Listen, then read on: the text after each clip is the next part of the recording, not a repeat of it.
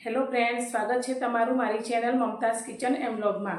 તો તમને મારા વિડીયો પસંદ આવે તો વિડીયોને લાઇક કરજો, શેર કરજો અને હા, ચેનલને સબસ્ક્રાઈબ કરવાનું બિલકુલ ભૂલતા નહીં। તો આજની રેસીપી બનાવવાનું આપણે શરૂ કરીએ।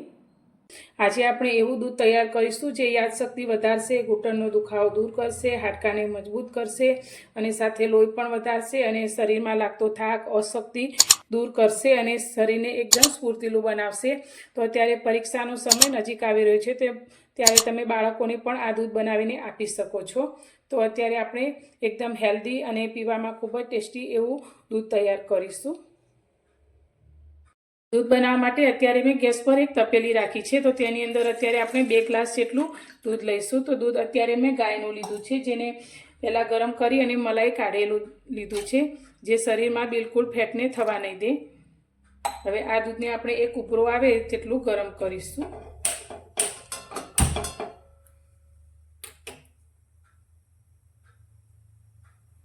દૂધને આપણે એક ઉભરો આવે તેટલું ગરમ કરી લીધું છે। તો હવે તેની અંદર આપણે સૌથી પહેલાં ઉમેરવાની વસ્તુ છે તે છે અત્યારે મેં કેસરના તાર લીધા છે, 7 થી 8 તાર લીધા છે। તો તમારી પાસે હોય તો જરૂરથી એડ કરવા, ના હોય તો સ્કીપ કરી શકો છો। તો આ કેસરના તાર દૂધમાં નાખવાથી આપણી યાદશક્તિ ખૂબ જ વધે છે અને માનસિક તણાવ પણ દૂર થાય છે।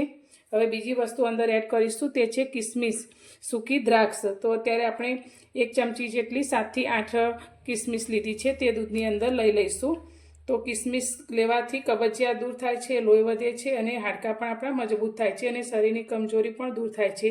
અને કિસમિસ એ શરીરની ત્વચા અને વાળ માટે પણ ખૂબ જ ફાયદાકારક છે।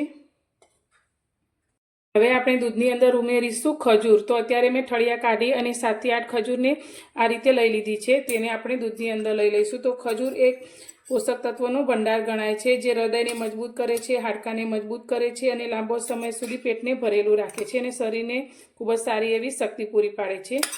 તો અત્યારે આપણે ખજૂર અંદર એડ કરી દઈશું।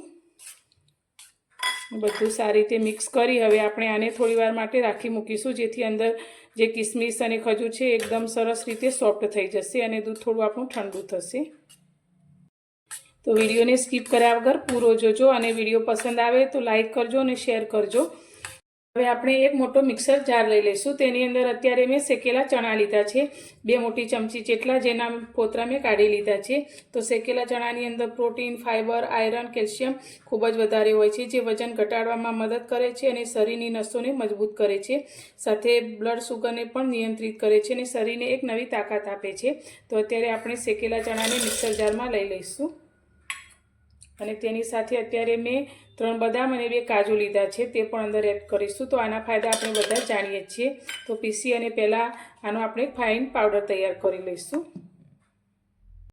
તો અહીં આપણે ચણાને સારી રીતે પીસી લીધા છે અને ફાઇન એવો પાવડર તૈયાર કરી લીધો છે। તો હવે આપણે જે કિસમિસ અને ખજૂરનું દૂધ તૈયાર કર્યું છે તે પણ ઠંડુ થઈ ગયું છે, તો તેને આપણે જારની અંદર લઈ લઈશું